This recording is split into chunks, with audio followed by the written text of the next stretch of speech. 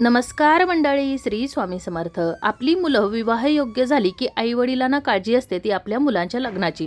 आपल्या मुलांचं लग्न योग्य वयात व्हावं आणि त्यांना त्यांच्या मनासारखा जोडीदार मिळावा आणि आपल्या मुलांचा सुखाचा संसार व्हावा अशी सर्वच आईवडिलांची इच्छा असते आणि त्यानुसारच ते आपल्या मुलांसाठी स्थळ देखील पाहत असतात.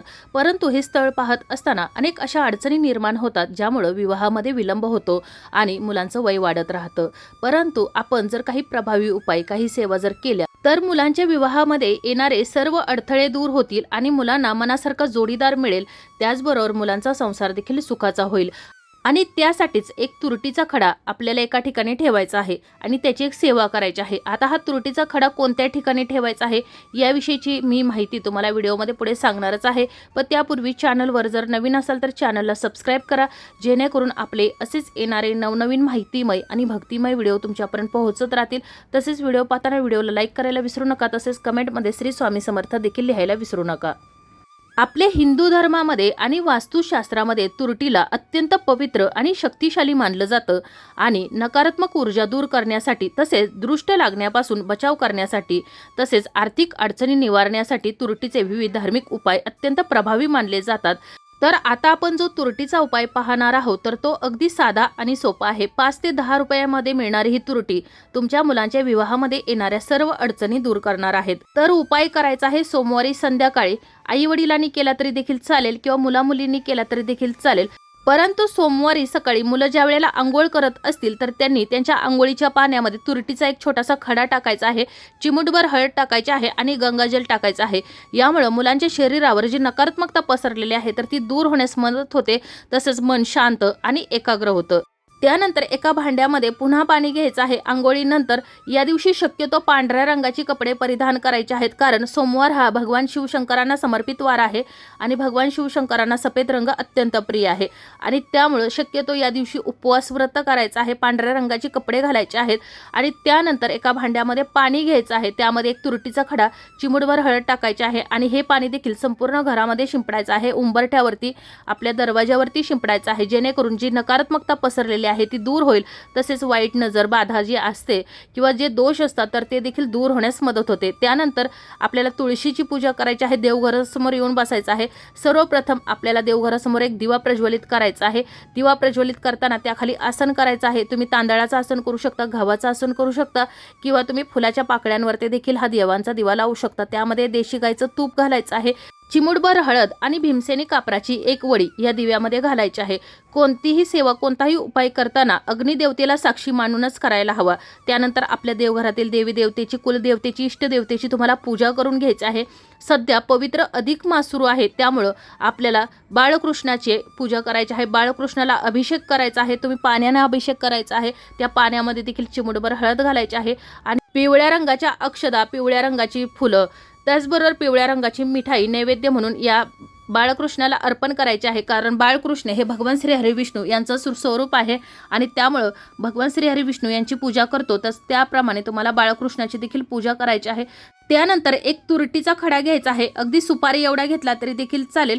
त्यानंतर त्यामध्ये तुम्हाला थोडीशी पिवळी मोहरी घ्यायची आहे आणि 2 अखंड लवंगा घ्यायच्या आहेत आणि या उजव्या हातामध्ये वस्तू घेऊन आपल्या देवघरासमोर तुम्हाला बसायचं आहे आणि तुमच्या मुलांच्या विवाहासंबंधी जी काही अडचण आहे तर ती तुम्हाला भगवान भोलेनाथांना, भगवान श्री हरिविष्णू, माता लक्ष्मी, तुमची जी कुलदेवता आहे तर तिला, इष्टदेवतेला तुम्हाला बोलून दाखवायचे आहे.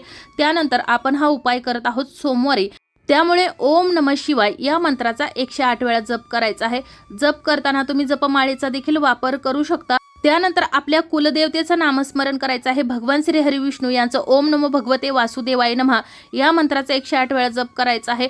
कारण या अधिक मासामध्ये केलेली कोणतीही सेवा असेल, कोणताही उपाय असेल तर त्याचं आपल्याला अधिक पटीनं फळ प्राप्त होत असं आणि भगवान श्री हरिविष्णू यांची जर सेवा केली या महिन्यामध्ये तर त्यांचा आशीर्वाद देखील आपल्याला प्राप्त होतो आणि आपल्या मुलांच्या विवाहासाठी जर तुम्ही भगवान श्री हरिविष्णू आणि माता लक्ष्मीचं नामस्मरण जर केलं तर आपल्या मुलांचा देखील लक्ष्मी नारायणासारखा जोडा जमणार आहे आणि त्यामुळे त्यामुळेच आपल्याला त्यांचं देखील नामस्मरण या ठिकाणी करायचं आहे। आणि त्यानंतर या ज्या वस्तू घेतलेल्या आहेत तर त्या तुम्हाला एका काळ्या रंगाच्या रुमालामध्ये किंवा एखादा नवीनच वस्त्र असावं त्यामध्ये तुम्हाला या ठेवायच्या आहेत आणि त्या बांधून आपल्या घराचा जो मुख्य प्रवेशद्वार आहे तर त्याच्या आतल्या बाजूला वरच्या साईडला तुम्हाला बांधायच्या आहेत। यामुळे काय होतं तर तुमच्या घरामध्ये जी नकारात्मकता येते किंवा कोणी करणी बाधा केलेली असेल किंवा नजर दोष असेल किंवा इतर जे काही दोष असतात तर ते सर्व काही दूर होण्यास यामुळे मदत होणार आहे। त्यानंतर संध्याकाळी 3 सांजेच्या वेळेला 6:30 ते 7:30 या दरम्यान तुळशीजवळ दिवा प्रज्वलित करायचा आहे, देवघरासमोर दिवा प्रज्वलित करायचा आहे। पुन्हा एकदा एका भांड्यामध्ये पाणी घ्यायचं आहे, गंगाजल असेल तर अतिशय उत्तम, त्यामध्ये तुरटीचा एक छोटासा खडा टाकायचा आहे, थोडंसं खडं मीठ टाकायचं आहे आणि थोडीशी हळद टाकायची आहे आणि हे पाणी संपूर्ण घरामध्ये शिंपडायचं आहे। यामुळे ग्रहदोष, पितृदोष, नजरदोष किंवा कोणतीही बाधा असेल तर ती दूर होण्यास यामुळे मदत होणार आहे। आता हा उपाय करत असताना आपले दरवाजे आणि खिडकी हे सर्व काही उघडे ठेवायचे आहे आणि तुरटीचा जो महत्त्वाचा उपाय आपल्याला करायचा आहे संध्याकाळच्या वेळेला तर तो करायचा आहे 7:30 ते 8च्या दरम्यान। तर उपाय करण्यासाठी आपल्याला लागणार आहे 1 ग्लासभर दूध आणि त्या ग्लासभर दुधात तुम्हाला चिमूटभर हळद टाकायची आहे। आता हे दूध घेत असताना तुम्ही गरम केलेलं दूध नाही घ्यायचं तर कच्चेच दूध घ्यायचं आहे, शक्यतो हे दूध गाईचंच असावं। त्यानंतर तुरटीचा एक खडा घ्यायचा आहे, सुपारी एवढा तुरटीचा खडा असावा। या 2 वस्तू घेऊन देवघरासमोर बसायचं आहे। आपल्या मुलांच्या विवाहासंबंधित जे काही दोष आहेत, अडचणी आहेत तर त्या दूर करण्यासाठी पुन्हा एकदा आपल्याला कुलदेवतेला भगवान श्री हरिविष्णू, माता लक्ष्मी तसेच भगवान भोलेनाथांना प्रार्थना करायची आहे। कोणतीही सेवा, कोणताही उपाय करताना मनापासून आणि श्रद्धेने केलं तर त्याचं आपल्याला निश्चित फळ मिळत असतं। त्यानंतर आपल्या मुलाला किंवा मुलीला या देवघरासमोरच एखाद्या पाटावर किंवा बसायला आसन घ्यायचं आहे आणि त्यावर बसायला लावायचं आहे आणि त्यानंतर हा तुरटीचा जो खडा घेतलेला आहे तर तो 7 वेळा तुमच्या मुलांच्या डोक्यापासून पायापर्यंत, म्हणजे ज्याप्रमाणे आपण लहान मुलाची दृष्ट काढतो तर त्याप्रमाणे तुम्हाला फिरवायचं आहे। आता हे करत असताना तुमच्या मुलांच्या विवाहासंबंधित जी काही अडचण आहे तर ती तुम्हाला या ठिकाणी बोलायची आहे की माझ्या मुलाच्या कुंडलीमध्ये जो दोष आहे तर तो दूर करण्यासाठी मी हा उपाय करत आहे, किंवा पितृदोष असेल किंवा इतर कोणतेही दोष असतील तर त्यामुळे आपल्या मुलांचा विवाह जमत नसेल तर ते तुम्हाला या ठिकाणी बोलायचं आहे आणि 7 वेळा हा तुकडा फिरवून घ्यायचा आहे। त्यानंतर हा जो तुकडा आहे तर तो आपल्याला या जो दुधाचा ग्लास घेतलेला आहे तर त्या दुधाच्या ग्लासामध्ये टाकायचा। त्यानंतर रात्री तुमची मुलं ज्या वेळेला झोपतात तर त्या झोपायच्या वेळेला तुमच्या मुलांच्या डोक्याच्या जवळ तुम्हाला हा ग्लास ठेवायचा आहे, जो दुधाने भरलेला ग्लास आहे ज्याच्यामध्ये आपण चिमूटभर हळद टाकलेली आहे आणि जो तुरटीचा खडा टाकलेला आहे तर हा जो ग्लास आहे तर तो आपल्या मुलांच्या उशाजवळ आपल्याला ठेवायचा आहे। ठेवताना त्याच्यावरती तुम्हाला झाकण ठेवायचं आहे। ठेवताना मुलांचा धक्का लागून तो ग्लास सांडणार नाही याची देखील आपल्याला काळजी घ्यायची आहे। आणि दुसऱ्या दिवशी सकाळी म्हणजेच मंगळवारी तो दुधाचा जो ग्लास आहे तर तो घ्यायचा आहे। त्यानंतर एका भांड्यामध्ये पाणी घ्यायचं आहे, पाणी थोडं जास्त प्रमाणात घ्यायचं आहे, त्यामध्ये चिमूटभर हळद टाकायची आहे। त्यानंतर पूजेसाठी म्हणजे जे भगवान श्री हरिविष्णू यांची पूजा करण्यासाठी जे काही साहित्य लागतं तर ते घ्यायचं आहे, म्हणजेच पिवळ्या केलेल्या अक्षदा, पिवळ्या रंगाची फुलं, त्याचबरोबर पिवळ्या रंगाची मिठाई, या सर्व काही पूजेचे सर्व साहित्य घेऊन धूपदीप दाखवण्यासाठी आपल्या जवळपास असणाऱ्या पिंपळाच्या झाडाखाली जायचं आहे। त्याचबरोबर एक दिवा देखील लागणार आहे। दिवा घेत असताना कणकेचा घ्यावा, चौमुखी दिवा बनवून घ्यायचा आहे आणि या दिव्यामध्ये मोहरीचं तेल घालायचं आहे, चिमूटभर हळद घालायची आहे, तसेच भीमसेनी कापराची एक वडी टाकायची आहे आणि 2 लवंगा टाकायच्या आहेत आणि असा हा दिवा तुम्हाला या पिंपळाच्या झाडाच्या मुळाशी प्रज्वलित करायचा आहे। दिवा प्रज्वलित करण्यापूर्वी त्याखाली एक पिंपळाचं पान ठेवायचं आहे, म्हणजेच आसन करायचं आहे, त्यावरती चिमूटभर अक्षदा ठेवायच्या आहेत, अखंडच अक्षदा असावेत आणि त्यावरती तुम्हाला हा दिवा प्रज्वलित करायचा आहे। मोहरीचं तेल नसेल तर तुम्ही देशी गाईचं तूप वापरू शकता। त्याचबरोबर जरी तुम्ही कणकेचा दिवा बनवला नाही तर तुम्ही मातीचा किंवा इतर धातूचा वापरू शकता। फक्त दिवा ठेवताना त्याखाली आसन असायला हवं आणि मी ज्या सांगितलेल्या वस्तू आहेत तर त्या या दिव्यामध्ये टाकायच्या आहेत। तिथं गेल्यानंतर सर्वप्रथम तर या पिंपळाच्या झाडाला तुम्हाला जल अर्पण करायचं आहे, पूर्ण गोल फिरून तुम्हाला पाणी अर्पण करायचं आहे। त्यानंतर तिथं तुम्हाला थोडंसं पाणी वाचवून ठेवायचं आहे, जे पाणी घरी आणून संपूर्ण घरामध्ये आपल्याला शिंपडायचं आहे, जेणेकरून आपल्या घरामध्ये जी नकारात्मकता पसरलेली आहे तर ती दूर होईल। त्यानंतर त्या ठिकाणी बसून 108 वेळा ओम नमो भगवते वासुदेवाय नमः या मंत्राचा जप करायचा आहे।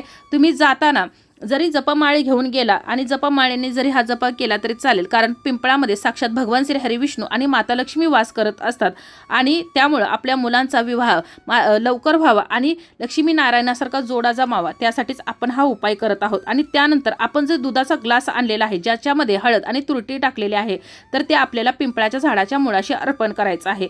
अशा प्रकारे तुम्हाला ही सेवा करायची आहे। पिंपळाला 7 किंवा 11 प्रदक्षिणा मारायच्या आहेत।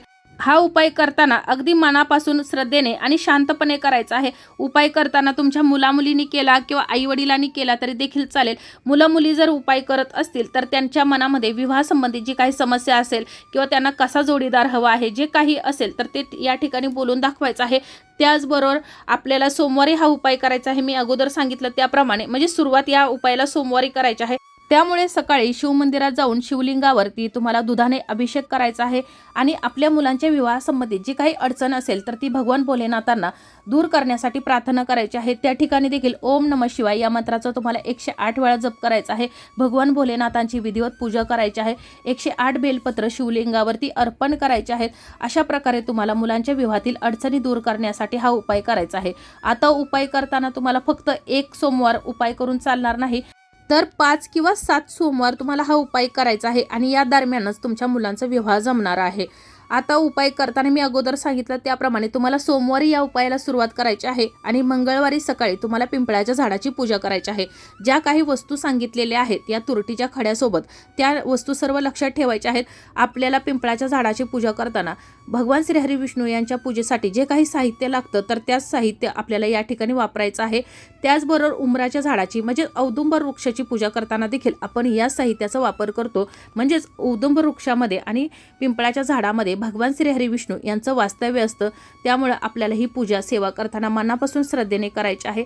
त्याचबरोबर त्यांचं भगवान श्री हरी विष्णू यांचं नामस्मरण करायला अजिबात विसरायचं नाही, जेणेकरून आपल्या मुलांच्या विवाहातील अडचणी दूर होतील। तर अशा प्रकारे सोमवारी सकाळी आपल्याला शिवमंदिरात जाऊन उपाय करायचा आहे, म्हणजे शिवलिंगावर अभिषेक करायचा आहे। त्यानंतर तुम्हाला संध्याकाळी ज्याप्रमाणे दुधाचा ग्लास सांगितलेला आहे तर त्याप्रमाणे ठेवायचा आहे आणि मंगळवारी सकाळी तुम्हाला हा दुधाचा ग्लास पिंपळाच्या झाडाच्या मुळाशी नेऊन अर्पण करायचा आहे। अगदी साधी सोपी सेवा आहे, परंतु अत्यंत प्रभावी सेवा आहे। उपाय करताना मनापासून श्रद्धेने करायचा आहे, मनामध्ये कोणतीही शंका न ठेवता उपाय करायचा आहे। आपल्या मुलांचा विवाह ठरेल किंवा नाही, हा उपाय प्रभावी ठरेल की नाही हे काहीही मनात न आणता फक्त देवावर आणि विश्वास ठेवायचा आहे। त्याचबरोबर या पिंपळाच्या झाडाखाली मोहरीच्या तेलाचा दिवा प्रज्वलित करायला विसरायचं नाही। दिवा लावताना त्याखाली एक पिंपळाचं पान ठेवायचं आहे, त्यावर थोड्याशा अखंड अक्षता ठेवायच्या आहेत आणि असा हा दिवा प्रज्वलित करायचा आहे। तर अशा प्रकारे आपण आज या तुरटीच्या खड्याचा उपाय कशा प्रकारे करायचा आहे, कोणती सेवा करायची आहे याविषयीची अगदी महत्त्वाची माहिती जाणून घेतलेली आहे। तरी देखील तुमच्या काही समस्या असतील, अडचणी असतील तर तुम्ही मला कमेंटमध्ये विचारू शकता। माहिती आवडली असेल तर व्हिडिओला लाईक करा, चॅनलला सबस्क्राईब करा आणि हा व्हिडिओ जास्तीत जास्त शेअर करा। धन्यवाद।